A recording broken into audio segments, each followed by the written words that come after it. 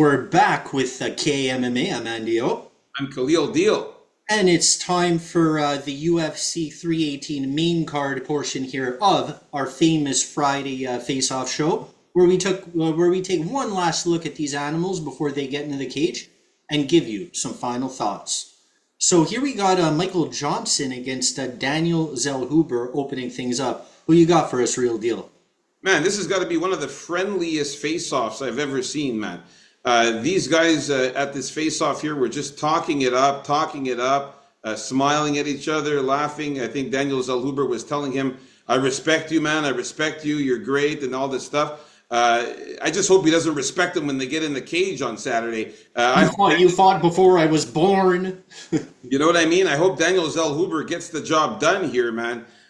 Because they looked kind of friendly there. But Daniel Zellhuber, he's going to be 13 years younger than Michael Johnson. You can see Michael Johnson, man, the guy, he came out here looking in good shape as he always does. Pretty lean, looking pretty good. Daniel Zellhuber looks like he's a little bit more ripped. Both of these guys are pretty muscular as well.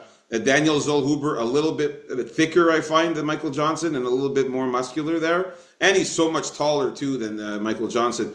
I really hope Daniel Zellhuber, doesn't get too friendly in the fucking cage and comes to do business here and gets the job done.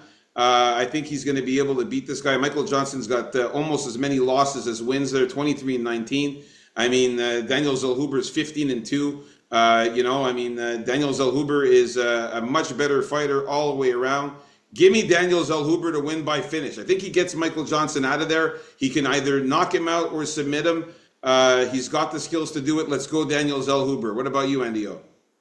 I'm going with Daniel Zellhuber here. I think this can't be a case of Zellhuber being kind of, having too much respect and loving Michael Johnson too much and having too much awe. Like in I'm actually fighting Michael Johnson now. This is such a moment for me because the guy has 19 losses. So there's no way he can be awestruck by facing Michael Johnson. In that sense, I don't think he's a lot longier than him, as well as what you mentioned, which is that combination of height and reach. And he can use that well. He's technical. He doesn't have to get into a firefight. But if he does, I think he can grapple with Michael Johnson if it comes to that. I think he's good just as good as at Michael Johnson in the grappling. I think he can sub him out. Michael Johnson's been subbed 9 times in his career, let's not forget. And yeah, there's no way I can go for Michael Johnson here. But he always shows up in great shape. So give me Zellhuber by knockout or sub. Nice. You're predicting the finish too. I think he gets him out of there, man, and he definitely can do it. All right, let's move on up to the next fight. We got Dan Ige versus Patricio Pitbull. Who you got here, Adio? Yeah, so I mentioned before that Pitbull is going to give Ige more. Ige is going to give Pitbull more of the kind of fight he wants, rather than a tall guy with a taller, faster guy with the skill set of a Yair Rodriguez. It should be a more favorable matchup for Pitbull, but Pitbull is not the Pitbull of old here. Also, Ige is going to have a 4-inch height, a 4-inch reach advantage here, and I think his shots are going to be harder for Pitbull. We've seen Pitbull be more hesitant lately. Even if he's not as hesitant, I don't think he's going to go for a ton of takedowns against Ige, who's pretty good at defending those takedowns. He has a straightforward style. There's no surprises, and there's not many surprises with Pitbull, at least not anymore. So at this stage in Pitbull's career, I don't have the faith in him to pick him. I don't have enough faith in him for that. So give me Ige. This is a winnable fight for him. It's going to be a good win for him. Because of Pitbull's name. But I don't think it's that great of a win at this point in time. So give me Ige by decision or knockout, but probably decision. Pitbull's hard to put away. Yeah, man, this is a very intense face-off here, man.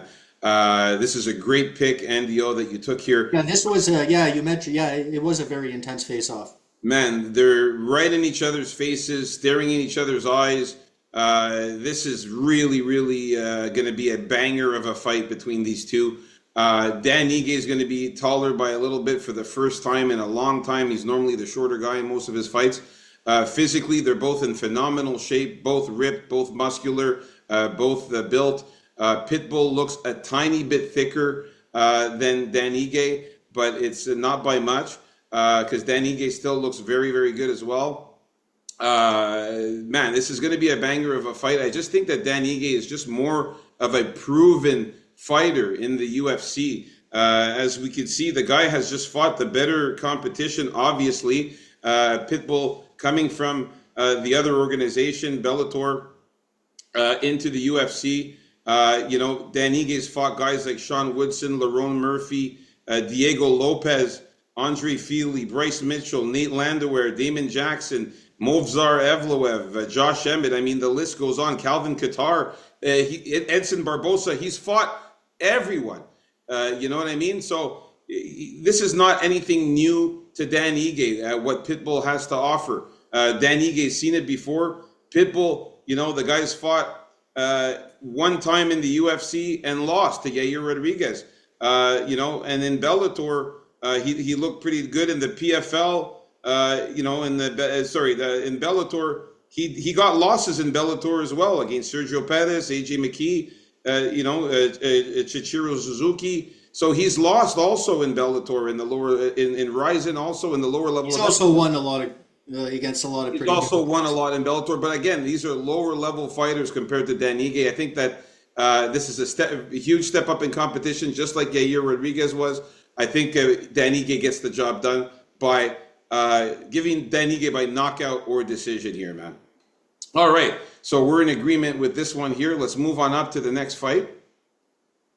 All right, we got my man Kevin Holland, man. I got to be giving props to Kevin Holland now because Kevin Holland has been back in the game the way I like to see him fight, where he's taking it seriously. He wants that paycheck, and he's actually looking for finishes. I love it.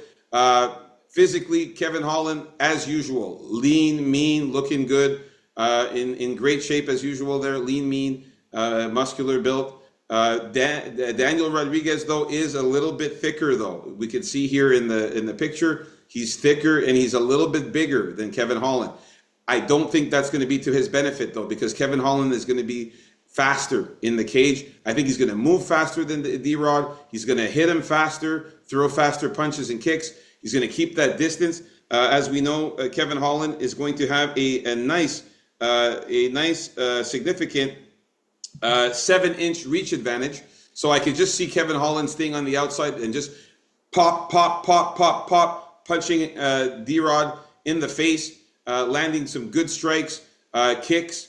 And if D-Rod happens to get too close or try to shoot, it'll be a bad move because Kevin Holland on the ground is very good. He's got a black belt in BJJ. I could see him submitting D-Rod if D-Rod tries to go towards the ground. I could even see Kevin Holland taking him down if he gets in too close or against the cage or something like that. So give me Kevin Holland to win by finish, knockout or submission again here.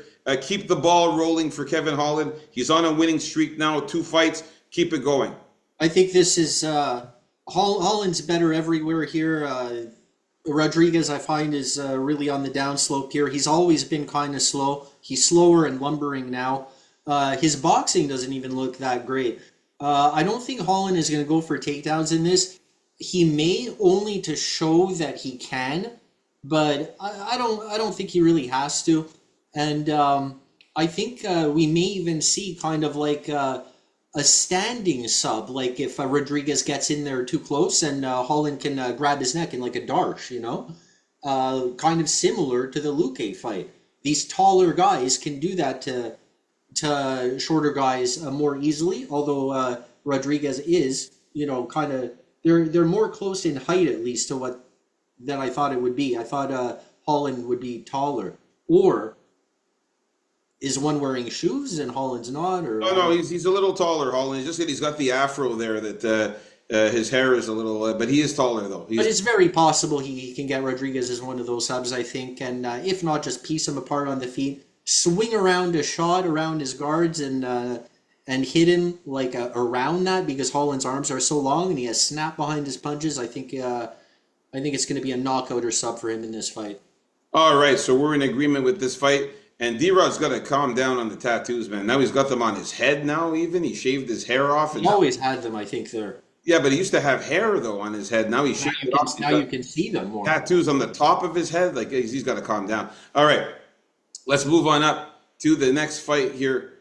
We got Paulo Costa versus Roman Kopylov here, Andy. Who you got here, man? Yeah, here's another guy, Paulo Costa, who may not be totally into it mentally. If anyone out there saw the where they all sit down, the press day, or they all sit down. Conference, yeah. The press conference, yeah. Paulo Costa was fidgeting, and he looked like he was on coke or something. He was acting very strange there. So I don't know if that's going to make him better in this fight or anything, but I still have to go with Kopylov because I think one has improved his game. One has shown more grappling ability recently. He's trying to get better, and it's apparent. Where I don't think Costa has evolved too much, and it's just what you've always gotten from Costa is what you get. But on top of that, you're not getting the type of aggression out of Costa that he used to bring, especially when he was at his best. He was never that one punch knockout guy. How he knocked you out was to go after you, not worry too much about getting hit back, and put more of a hurting on you eventually, and just get you out of there. And he hasn't done that in a long time. So I don't see it magically coming back here. I think with the improvements Kopylov has made, I think this is a pretty good pick. So give me Kopylov by decision or knockout. Yeah, man. I gotta say, man, Roman Kopylov has a very strange build here. You can see his back is so kind of roundish towards the back there. It's pretty wide open there. Like, it's pretty weird. He's obviously lean too. He's got the abs, and he's in good shape there. But he's got a weird shape. And did you see his nose? Oh my God, his nose! Yeah. It looks like it's broken right now. His nose, like it just caves in. If I'm Paulo Costa, I'm aiming for that nose, man. No. If it gets to this point, it's better for you if you have a nose like that because it can't even break properly. It's already kind of mushed in the way it got to this point. Yeah, it just looks really weird, eh? His nose. It looks really weird, but I think it's actually better for him than he has that, rather than like a straight good nose that you can crack, out of. Maybe you're right. Maybe you're right about that. All right, but Paulo Costa, man, this guy is in phenomenal shape, bodybuilder shape. You can see here he's big. He's very muscular and built and ripped. He's bigger than Roman Kopylov by a bit, and he looks in fantastic shape. I'm still going to go with Kopylov. I think Kopylov can get the job done here, man. I think his striking is really, really good. Takedown defense is good, and kicks are good too. And he's very tactical. He's very smart in there. Paulo Costa, the only way I can see him winning is using his jiu-jitsu skills and his grappling. He needs to take Roman Kopylov down or land one of those crazy kicks that he likes to do. Yeah, though that's just what I was going to say. He has to, Kopylov, he has to keep an eye out for those fast high kicks. Some crazy kicks. So if he can land one of those crazy kicks, mix it up with some punching and takedowns, he has to mix it up. If he just tries to stand and bang with Kopylov, he's going to lose. Give me Kopylov to win by knockout or decision. I don't think that the fight's going to be on the ground too much. But you think he has to clinch him up and grapple, at least hold him up against and do some work against the fence. You're not saying he actually has to go for takedowns the whole time, because he's not going to do that. Yeah, well, Paulo Costa, definitely has to clinch, get him against the cage, and try for some takedowns, try to get him to the ground. Use some of his grappling and submission skills in order to win. I think if he just tries to stand and box with Kopylov, he'll have a hard time. I think Kopylov is the one with the reach advantage here. Let me just double check.